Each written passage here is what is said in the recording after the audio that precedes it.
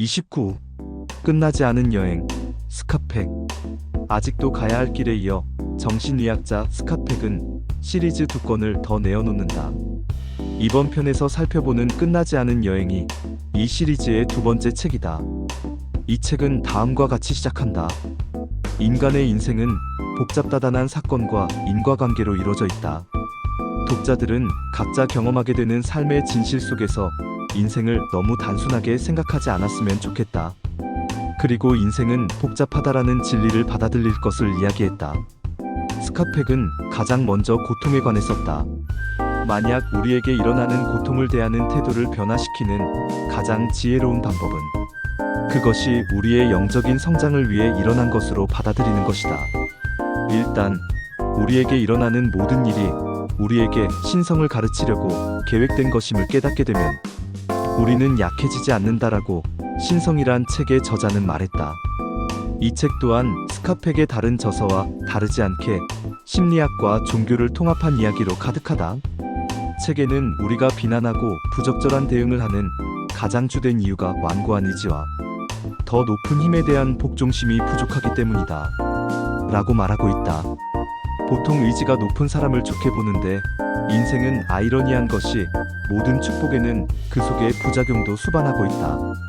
그리고 강한 의지의 부작용은 분노이다. 이들은 스스로 마구를 채울 수 없다.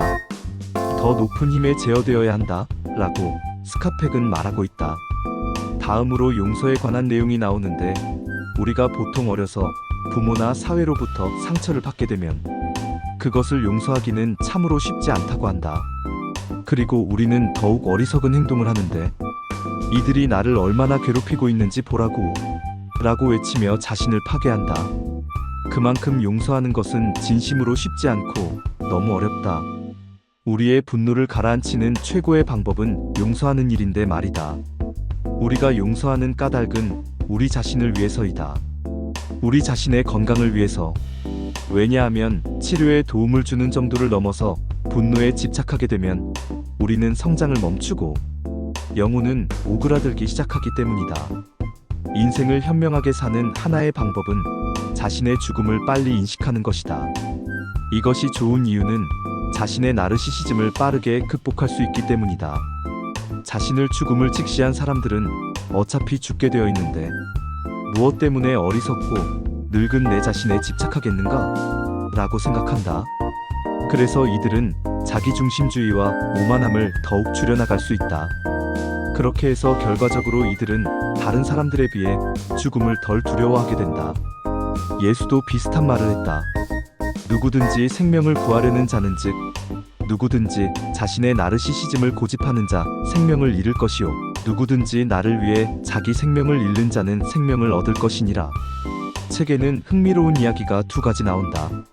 하나는 정신치료를 받고 있는 내담자들이 자신의 초기 유년기의 신비로움에 대한 호기심이 살아난다면 즉 자기의 유전자나 기질, 천성이나 교양, 자신의 꿈, 그 꿈이 의미하는 것을 탐사하기 시작한다면 치료는 더욱 진전할 것이다. 또 하나는 스카팩이 치료를 할 때 가끔씩 내담자들이 박사님 전 상당히 혼란스러워요. 그러면 그는 멋진 일이군요 라고 대답하곤 했다. 무슨 말씀이세요? 두렵다고요. 그러면 스카팩은 아니요. 그건 환자분께서 축복을 받았다는 뜻이에요. 라고 말해준다. 그러면 그들은 소름이 끼친다고요. 제가 어떻게 축복을 받을 수 있나요? 라고 반문했다. 그러면 스카팩은 아시겠지만 예수가 설교를 하실 때 처음으로 하신 말씀이 심령이 가난한 자는 복이 있나니였답니다. 라고 말한다.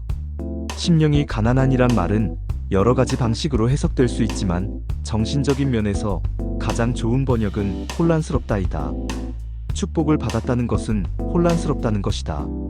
예수가 왜 그런 말을 했는지에 관해 스카팩은 혼란이야말로 해명을 필요로 하고 혼란을 해결하는 과정에서 많은 것을 배울 수 있음을 지적하지 않을 수 없다.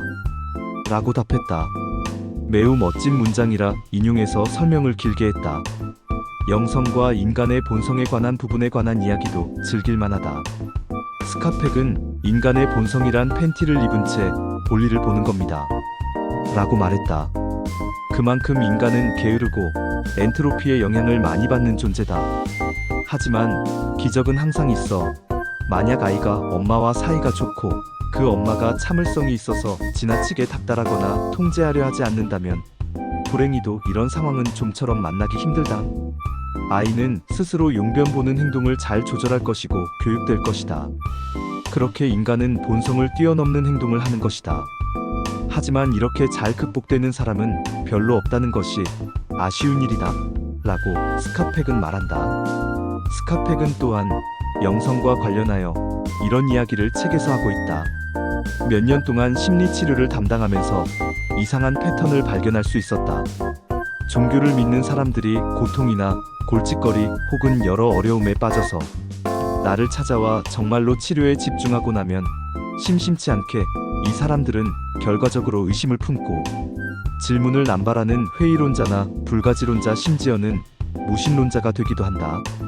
그런데 무신론자나 불가지론자 혹은 회의론자였던 사람들이 고통이나 문제점, 어려움에 봉착해서 나를 찾아와 열심히 치료를 받고 나면 자주 그러는 것은 아니지만 종교적으로 신실하고 영적으로도 관심이 많은 사람이 된다.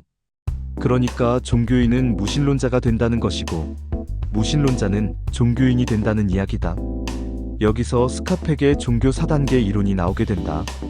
알코올 중독 회복 프로그램이 효과를 낼 수 있는 이유는 사람들에게 왜 사막을 건너서 신을 향해서 앞으로 전진해야 하는지를 가르쳐주는 영적인 귀의에 관한 것이기 때문이다. 알코올 중독이 축복인 이유는 그 사람에게 자신의 상처를 드러내주는 질병이기 때문이다. 우리는 보통 자신의 상처를 냉정한 겉모습 뒤에 숨긴다. 그런데 알코올 중독은 사람들을 우리 속으로 몰아넣으므로 그들은 공동체에 들어가게 된다. 그리고 알코올 중독 회복 프로그램이란 공동체에 있는 알코올 중독자들이 가지고 있는 대단한 자질이란 자신들을 회복되어 가고 있는 알코올 중독자로 인식하고 있다는 점이다. 이것이 중요하다. 그 이유는 이들은 위기도 계속되고 있다고 스스로 끊임없이 인식하고 그렇기에 공동체도 지속되고 있기 때문이다.